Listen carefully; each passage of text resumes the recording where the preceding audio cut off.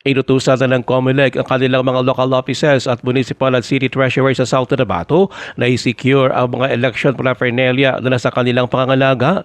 Kasunod nito ng paghain ng election protest na April Roshine Miguel laban sa nakatunggali nito sa gubernatorial race noong nakaraang halalan na si incumbent Governor Reynaldo Tamay Jr.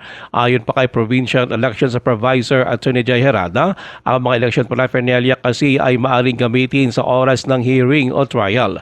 Paliwanag pa ni Herada sa ngayon ay hindi pa tiyak kung magkakaroon ng recount at iba pang maaring gawin ang COMELEC sa protesta ni Miguel.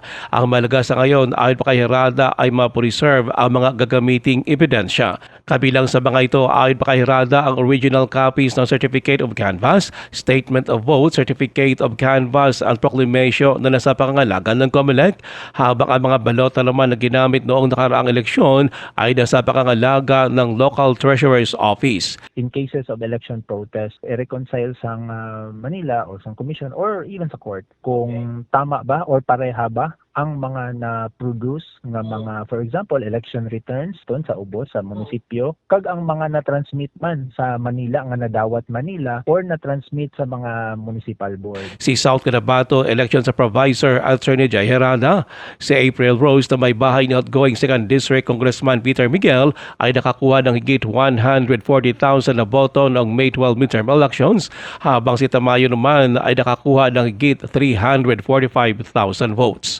Ruel Usano, NDPC Bida Balita.